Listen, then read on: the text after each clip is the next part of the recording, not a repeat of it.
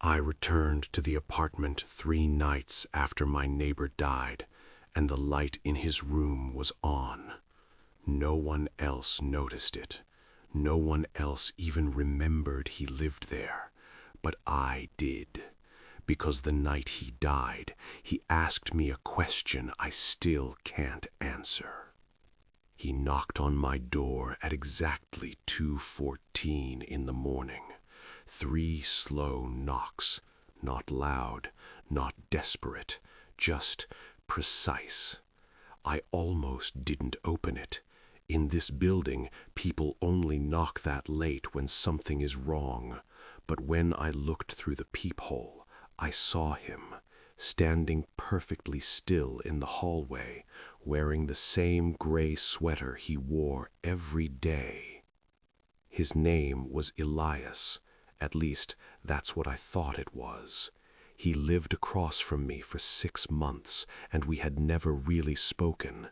Just nods in the elevator, small gestures, silent acknowledgments that we existed on the same floor.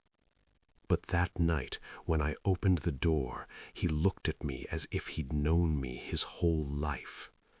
"Can I ask you something?" he said. His voice was soft, careful, like he was afraid the walls were listening. I hesitated, but I stepped aside and let him in. He didn't sit, he didn't even look around, he just stood in the middle of my living room, staring at the floor. "Do you ever feel like you're not supposed to be here?" he asked. I laughed a little, not because it was funny, but because it was the kind of question you don't expect at 2 in the morning. "What do you mean?" I said. He lifted his head slowly. His eyes were red, not from crying, just tired, like he hadn't slept in days. "It means like this place made a mistake, like it meant to put someone else here, and you just slipped in by accident." I told him he was probably just stressed. Work, life, the usual things people blame when their thoughts start turning strange. But he didn't react to my answer. He just kept staring at me like he was waiting for something more honest. Then he said, "Because I think the building is fixing that mistake." I remember feeling a cold sensation in my chest, not fear exactly, just discomfort, the kind that creeps in when a conversation stops feeling normal. "What are you talking about?" I asked. He finally sat down, but only on the very edge of the chair, like he didn't want to stay long. "For the past week," he said, "things have been disappearing from my apartment." I assumed he meant something small, keys, wallet, maybe food. But he shook his head. First it was the mirror in the bathroom, then one of the chairs, yesterday the kitchen table.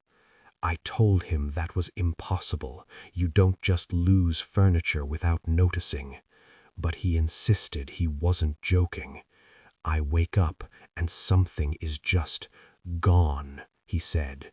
"No marks on the floor, no empty space.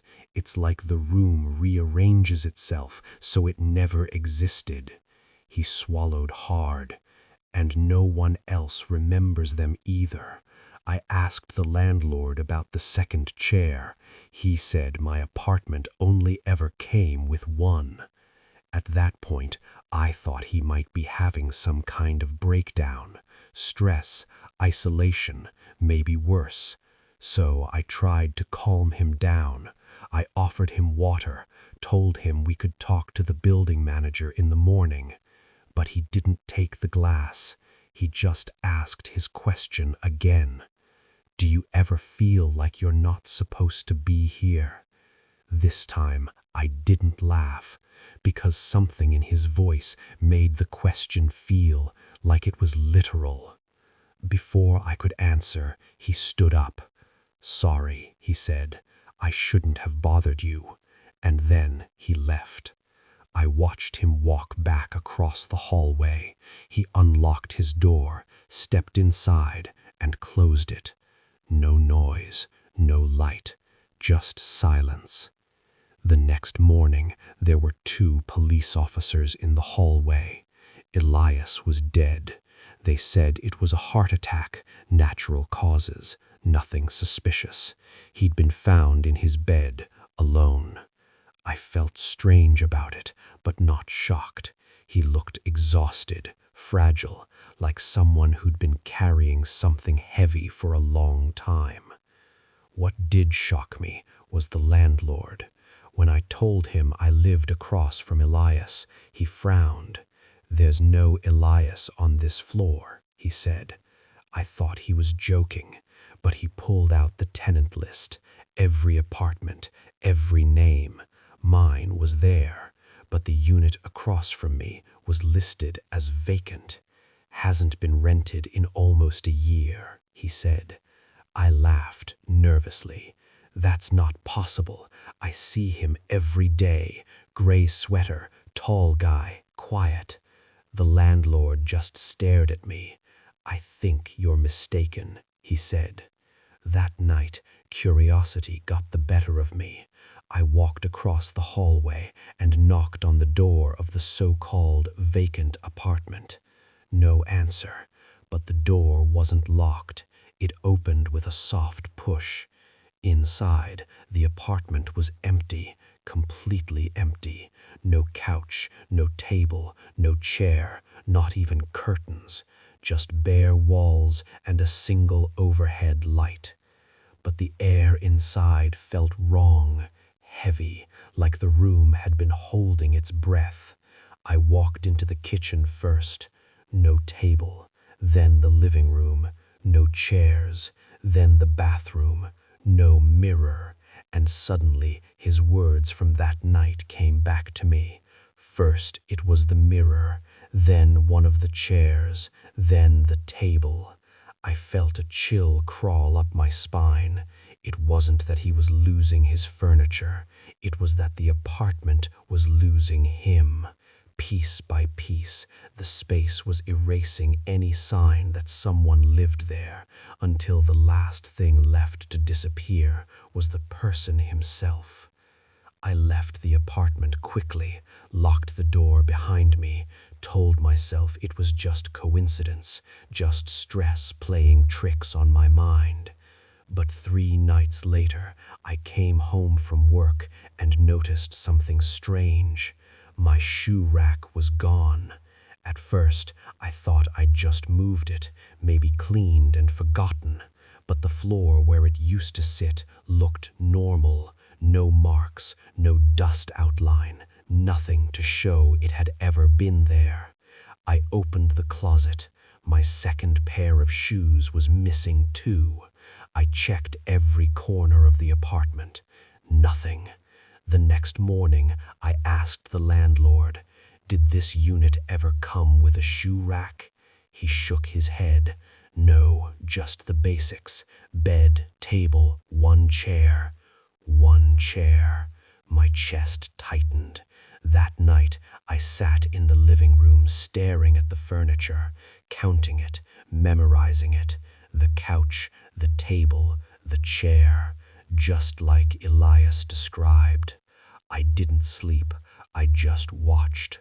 Around 3 a.m., I heard a soft creaking sound from the kitchen, like wood shifting. I walked in slowly, and for a moment I thought I was imagining it, but the table looked different, not moved, not damaged, just smaller, as if it had always been that size, as if it had never been bigger. I ran my hand along the edge, trying to remember what it used to look like, but the memory felt slippery, faded, like a dream you can't fully recall. I went back to the living room, and the couch was gone, not dragged out, not stolen, just not there. In its place was empty floor, perfectly clean, like nothing had ever been there. My heart started pounding, and for the first time I understood exactly how Elias must have felt. Because the apartment didn't look like something was missing. It looked correct, like it had quietly fixed a mistake. I grabbed my phone and started scrolling through old photos, looking for proof that the couch had existed. But every picture of my living room showed only the chair. No couch, no shoe rack, nothing extra. It was as if my apartment had always been this bare. My breathing got heavier, faster, and then, without thinking, I walked to the front door and looked through the peephole. The hallway was empty, except for one thing. Across from my door, the apartment that was vacant now had a nameplate. I leaned closer to read it. The metal